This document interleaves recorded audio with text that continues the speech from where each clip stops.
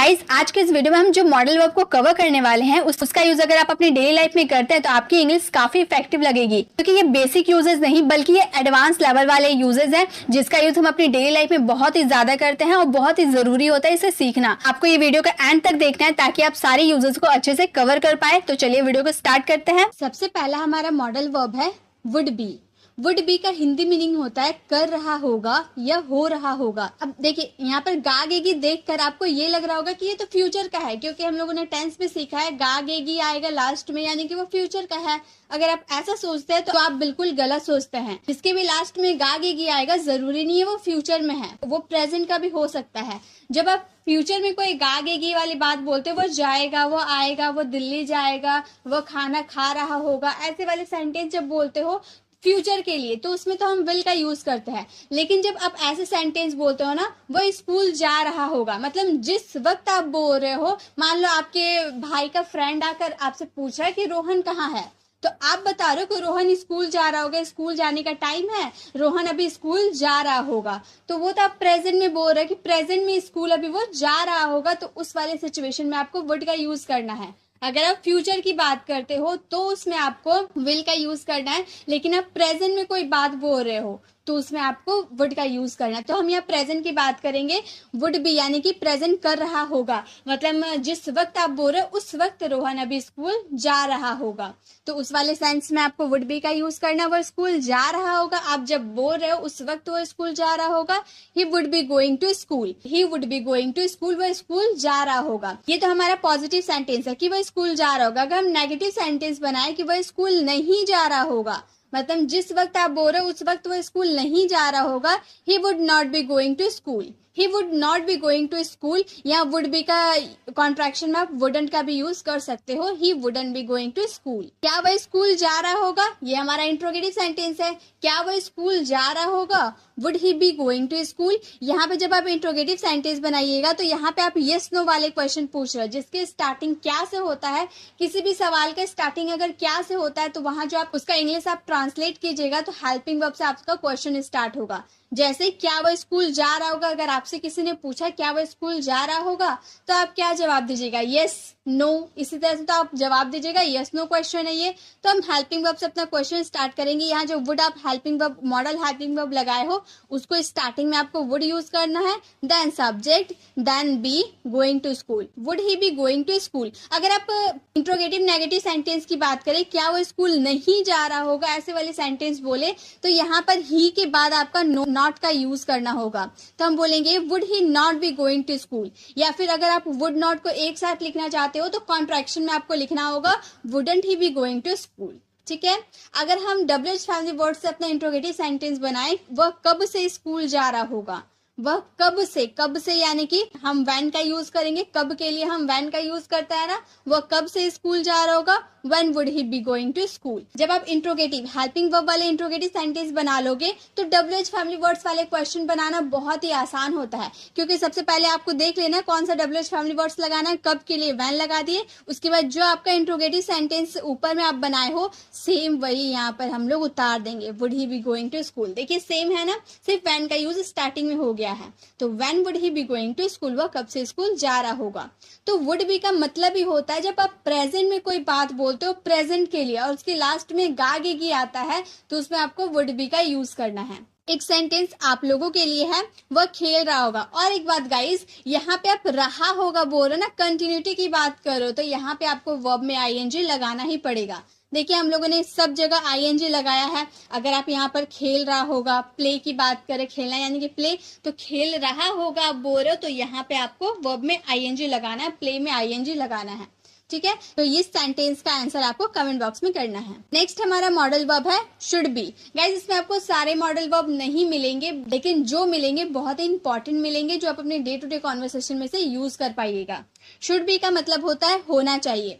अक्सर स्टूडेंट इसमें कंफ्यूज होते हैं, काफी बार कमेंट भी आया कि शुड बी का मतलब क्या सिर्फ होना चाहिए होता है, होना चाहिए, होनी चाहिए, होने चाहिए, होना, होनी, होने, जो भी हो सबका मतलब शुड बी होता है। शुड बी का यूज हम वैसे सेंटेंसेस के लिए करते हैं जहां पर आप सब्जेक्ट को कुछ होने या फिर कहीं होने की बात करते हो। जैसे सब्जेक्ट आप हो गए, मैं बोल रही हूँ कि आपको घर पर होना चाहिए, आप सब्जेक्ट हो तो आपको कहाँ होना चाहिए, घर पर होना चाहिए, सब्जेक्ट को घर पर होना चाहिए, कहीं होने की बात कर रहे हैं। या फिर सब्जेक्ट को टीचर होना चाहिए, मैंने कहा कि आपको टीचर होना चाहिए, तो आप सब्जेक्ट हो, सब्जेक्ट को टीचर होना चाहिए। तो शुड बी का मतलब यही होता है कि सब्जेक्ट को कुछ होना या फिर कहीं होने की बात करते हैं तो उसमें शुड बी का यूज करते हैं। जैसे पापा को ऑफिस में होना चाहिए। मान लो आप और आपके फ्रेंड स्कूल से पढ़ के घर वापस आ रहे हो, तो आपके फ्रेंड ने आपसे पूछा कि तुम्हारे पापा भी कहाँ हो सकते हैं, तो आप बोल रहे हो कि पापा को अभी ऑफिस में होना चाहिए, पापा को ऑफिस का टाइम है तो पापा को अभी ऑफिस में होना चाहिए। यानी कि सब्जेक्ट आपके पापा हो गए, पापा को सब्जेक्ट को कहाँ होना चाहिए, ऑफिस में, पापा को ऑफिस में होना चाहिए, पापा should be in the office, पापा should be in the office. पापा को ऑफिस में नहीं होना चाहिए, नेगेटिव सेंटेंस, पापा को ऑफिस में नहीं होना चाहिए, पापा should not be in the office. आप शुड नॉट का कॉन्ट्रैक्शन स्टूडेंट का भी यूज कर सकते हो, पापा shouldn't be in the office. क्या पापा को ऑफिस में होना चाहिए, ये हमारा हेल्पिंग वर्ब से क्वेश्चन बनेगा, क्योंकि स्टार्टिंग में हम लोगों ने क्या लगाया, तो हमारा मॉडल हेल्पिंग वर्ब क्या है, शुड है, तो हम बोलेंगे शुड पापा बी इन द ऑफिस। यहाँ पे अगर हम इंट्रोगेटिव नेगेटिव सेंटेंस की बात करते हैं कि क्या पापा को ऑफिस में नहीं होना चाहिए, तो हम बोलते हैं शुड पापा, यहाँ पे हम क्या लगाते, नॉट का यूज करते, शुड पापा not be in the office, या फिर शुड नॉट का कॉन्ट्रैक्शन स्टूडेंट का यूज करके बोलते शुडंट पापा B in the office. Guys एक बात आप ध्यान रखिएगा, अगर आप नॉट का यूज शुड के साथ करना चाहते हैं स्टार्टिंग में, तो आप कभी भी अलग अलग करके नहीं लिख सकते, शुड नॉट पापा बी इन द ऑफिस नहीं बोल सकते, आपको कॉन्ट्रैक्शन में एक साथ यूज करना होगा, स्टूडेंट पापा बी इन द ऑफिस बोलना होगा। ठीक है, डबल फैमिली वर्ड से स्टार्ट होने वाले इंट्रोगेटिव सेंटेंस, पापा को कहाँ होना चाहिए, वेयर शुड पापा बी, वेयर शुड पापा भी, पापा को कहाँ होना चाहिए। एक सेंटेंस आप लोगों के लिए, आपको घर पर होना चाहिए, आप सब्जेक्ट हो, सब्जेक्ट को घर पर होना चाहिए, इसका आंसर आपको कमेंट बॉक्स में करना है। आई होप आपको शुड बी अच्छे से क्लियर हो गए होंगे। नेक्स्ट है हमारा कैन बी। कैन बी का मतलब होता है हो सकता है। कैन और कुड में क्या डिफरेंस है ये मैंने आपको एक वीडियो में बता रखी हूँ, लेकिन फिर से मैं बताती हूँ। ये जो कैन होता है ना, जब आप प्रेजेंट में किसी की एबिलिटी को बताते हो तो उसमें कैन का यूज करते हैं, जब पास्ट में किसी की एबिलिटी को बताते हो तो उसमें हम कुड का यूज करते हैं, और जब फ्यूचर में आप किसी की एबिलिटी बताते हो तो उसमें विल बी एबल टू का यूज करते हैं, जो आज की इस वीडियो में मैं आपको तीनों बताने वाली हूँ।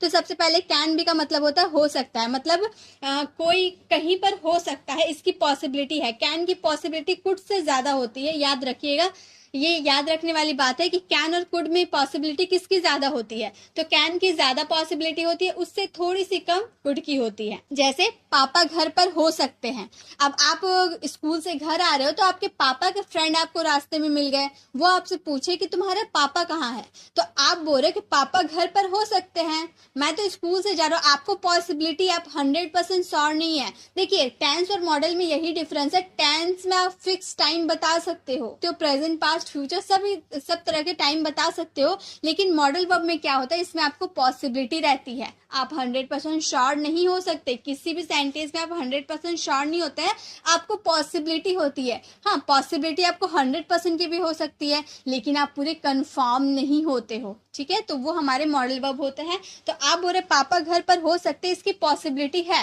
हाँ मुझे हाई पॉसिबिलिटी है, लेकिन फिर भी तो संभावना ही है ना, आप पूरे अच्छे से तो नहीं हो, पापा घर पर होंगे ऐसा सेंटेंस तो नहीं बोल रहे, पापा घर पर हो सकते हैं, बोलेंगे पापा कैन बी एट होम, पापा कैन बी एट होम, पापा घर पर हो सकते हैं। नेगेटिव सेंटेंस, पापा घर पर नहीं हो सकते हैं, पापा can not be at home, पापा can not be at home, या फिर कैन नॉट का कॉन्ट्रैक्शन कांट हो जाएगा, पापा कांट बी एट होम। क्या पापा घर पर हो सकते हैं, can papa be at home, can papa be at home. जब क्या से स्टार्ट करेंगे तो कैन का यूज स्टार्टिंग में कर देंगे। जब आप इंट्रोगेटिव नेगेटिव सेंटेंस की बात करें, क्या पापा घर पर नहीं हो सकते हैं, तो आप यहाँ पर कांट का भी यूज कर सकते हो, या फिर अगर आप यहाँ पर कॉन्ट्रैक्शन कैन नॉट का कॉन्ट्रैक्शन नहीं करना चाहते हो तो पापा के बाद आप नॉट लगा सकते हो। यहाँ पर इस तरह से भी बोल सकते हैं, कैन पापा नॉट बी एट होम, या फिर कांट पापा बी एट होम। इस तरह दोनों तरह से आप सेंटेंस को बना सकते हो। डब्ल्यूएच फैमिली वर्ड से स्टार्ट होने वाला इंट्रोगेटिव सेंटेंस, पापा कब से घर पर हो सकते हैं, when can papa be at home, When can papa be at home? पापा कब से घर पर हो सकते हैं? अब एक सेंटेंस आप लोगों के लिए राम स्कूल में नहीं हो सकता है, इसका आंसर आपको कमेंट बॉक्स में करना है। नेक्स्ट है विल बी एबल टू। मैंने विल बी एबल टू आपको बताया था कि जब आप फ्यूचर में किसी की एबिलिटी बताते हो कि तुम ये कर सकोगे, तुम वहां जा पाओगे, ऐसे वाले सेंटेंस की आप किसी की एबिलिटी बता रहे हो फ्यूचर के लिए, तो उसमें विल बी एबल टू का यूज करेंगे। जैसे वह स्कूल जा सकेगी, उसके अंदर ये एबिलिटी, उसकी तबीयत ठीक हो चुकी है। मान लो आपकी तबीयत खराब थी, आप स्कूल 2-3 दिन से नहीं गए थे, अब आपकी तबीयत थोड़ी बहुत ठीक हो गई, तो आप बोले कि वो स्कूल जा सकेगी, उसकी वो तबीयत ठीक हो गई है, वो स्कूल जा सकेगी। She will be able to go to school. She will be able to go to school, वो स्कूल जा सकेगी। वो स्कूल नहीं जा सकेगी, she will not be able to go to school. She will not be able to go to school. Will be का contraction won't का भी यूज कर सकते हैं। She won't be able to go to school. अब interrogative sentence, क्या वह school जा सकेगी? Will she be able to go to school. Will she be able to go to school. या फिर आप क्या वह स्कूल नहीं जा सकेगी, विल नॉट का यूज कर सकते हो। Won't she be able to go to school. वह कब से स्कूल जा सकेगी? हमारा double family words. When will she be able to go to school? When will she be able to go to school? वह कब से स्कूल जा सकेगी? एक सेंटेंस आप लोगों के लिए मैं आपकी मदद कर पाऊंगा, इसका आंसर आपको कमेंट बॉक्स में करना है। नेक्स्ट है कुड बी। अब कुड का यूज कब करेंगे? जब पास्ट में किसी की एबिलिटी को बताएंगे तब। कुड बी का मतलब होता है हो सकता था। कैन बी का मतलब क्या था? हो सकता है। प्रेजेंट में कोई कहीं हो सकता है, प्रेजेंट में आप बिजी हो सकते हो, पापा घर पर हो सकते हैं। लेकिन जब आप पास्ट की बात करोगे कि पापा घर पर हो सकते थे, तो उसमें हम कुड बी का यूज करेंगे। जैसे मैं अभी व्यस्त हो सकती थी, मान लो आपने मुझे कॉल किया और आपने मुझसे पूछा कि आप क्या कर रहे हो, तो मैं बता रही हूँ कि मैं अभी व्यस्त हो सकती थी, मैं कुछ काम कर रही थी। अगर आपने थोड़ी देर पहले अगर कॉल किया होता तो मैं व्यस्त हो सकती थी, लेकिन अभी हूं नहीं। मैं पास्ट की बात बता रही हूँ कि मैं व्यस्त हो सकती थी। I could be busy. I could be busy, मैं अभी व्यस्त हो सकती थी। नेगेटिव में व्यस्त नहीं हो सकती थी, इसे हम बोलेंगे I could not be busy, या फिर आई कुडंट बी बिजी भी बोल सकते हैं। क्या मैं व्यस्त हो सकती थी? Could I be busy. Could I be busy. या फिर क्या मैं व्यस्त नहीं हो सकती थी? Couldn't I be busy. Couldn't I be busy. या फिर could I not be busy भी बोल सकते हैं। मैं क्यों व्यस्त हो सकती थी? Y could I be busy.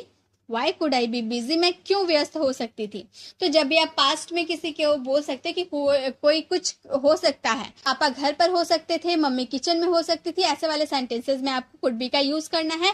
यह खतरनाक हो सकता था, इसकी पॉसिबिलिटी आपको है लेकिन कैन से कम है, इसका आंसर आपको कमेंट बॉक्स में करना है। नेक्स्ट है हैविंग टू। बहुत ही ज्यादा यूज होता है हैविंग टू गाइस।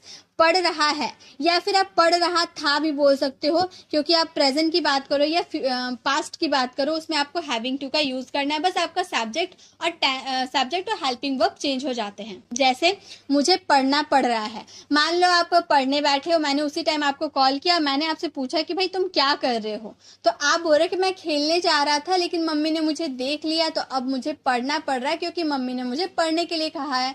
तो उस समय आप बोल रहे हो आप पढ़ना नहीं चाहते थे, आप खेलना चाहते थे, लेकिन आपको पढ़ना पड़ रहा है मजबूरी में, तो उस वाले सेंस में आपको हैविंग टू का यूज करना है।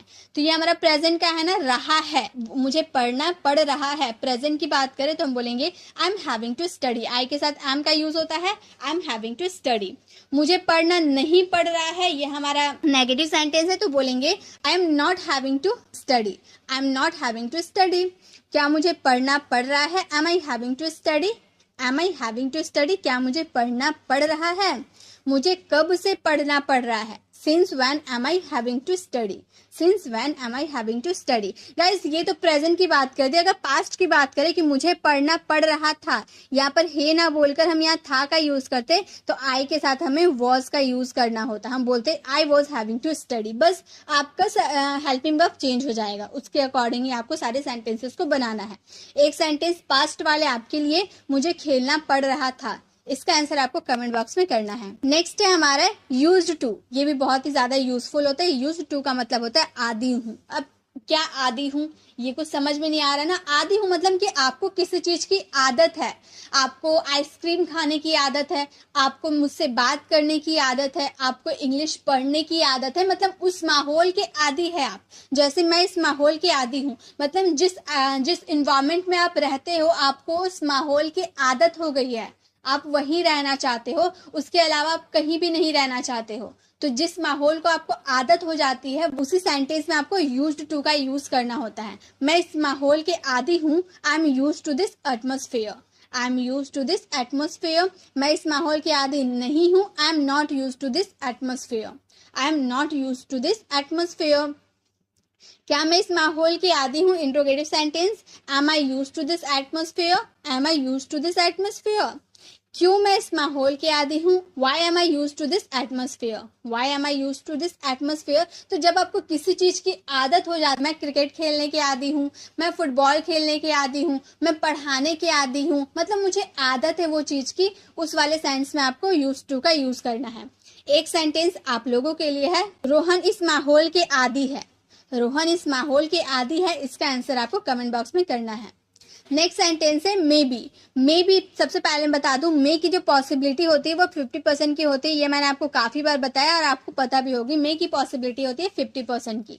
मे बी यानी कि होगा या हो सकता है, शायद होगा, शायद रोहन घर पर होगा, शायद रोहन घर पर हो सकता है। ऐसे वाले सेंटेंस में आपको मे बी का यूज करना है। वो दिल्ली में होगा, या फिर आप बोल सकते हो ऐसे भी, वो शायद अभी दिल्ली में होगा। शायद यानी कि पॉसिबिलिटी आपकी 50% की, आप 100% श्योर नहीं है। 50% की 50% मीडियम की पॉसिबिलिटी आपको, वो शायद अभी दिल्ली में होगा। He may be in Delhi. He may be in Delhi. वो शायद अभी दिल्ली में होगा। वो शायद दिल्ली में नहीं होगा। He may not be in Delhi. He may not be in Delhi. He may not be in Delhi. क्या वह दिल्ली में होगा? May he be in Delhi. May he be in Delhi. क्या वो दिल्ली में होगा? वह कब से दिल्ली में होगा? When will he be in Delhi? When will he be in Delhi? वह कब से दिल्ली में होगा? तो जब आपको किसी भी सेंटेंस में आपको 50% की पॉसिबिलिटी होगी कि वो हो भी सकता है, नहीं भी हो सकता है, ऐसे वाले सेंटेंस में आपको मे बी का यूज करना है। क्या वह घर पर होगा? इसका आंसर आपको कमेंट बॉक्स में करना है। नेक्स्ट है हमारा मस्ट बी। मस्ट का मतलब होता है जरूर, अवश्य या पक्का। इसमें जो आपकी पॉसिबिलिटी होती है वो 100% की होती है कि वो जरूर अभी घर पर होगा, वो अवश्य अभी सो रहा होगा, वो पक्का खेल रहा होगा। ऐसे वाले सेंटेंस में आपको मस्ट बी का यूज करना है। जरूर होगा, अवश्य होगा या पक्का होगा। रिया जरूर अभी सो रही होगी। जो आप बात बोल रहे हो ना, उसमें आपको 100% की श्योरिटी है। आप श्योर है कि रिया अभी सो रही होगी, आपको 100% पक्का है। तो आप बोलिएगा Riya must be sleeping now. Riya must be sleeping now. Riya जरूर अभी सो रही होगी। नेगेटिव सेंटेंस, रिया जरूर अभी नहीं सो रही होगी। Riya must not be sleeping now. Riya must not be sleeping now. Riya जरूर अभी नहीं सो रही होगी। सेंटेंस थोड़े अटपटे गाइस, लेकिन मैंने सेंटेंस इसलिए दिए हैं ताकि आपको समझ में आए कि नेगेटिव, इंट्रोगेटिव या फिर WH फैमिली वर्ड से स्टार्ट होने वाले क्वेश्चन कैसे बनते हैं, आपको सभी पता होने चाहिए। क्या रिया जरूर अभी सो रही होगी? Must Riya be sleeping now. Must Riya be sleeping now. क्या रिया जरूर अभी सो रही होगी? अगर WH फैमिली वर्ड्स का यूज करें, रिया कहाँ जरूर सो रही होगी, तो हम बोलेंगे where must be Riya sleeping. Where must be Riya sleeping. Riya कहाँ जरूर सो रही होगी। तो जब आपको 100% की श्योरिटी हो, आपके सेंटेंस में जरूर, पक्का या अवश्य आए, तो उसके लिए आपको मस्ट बी का यूज करना है।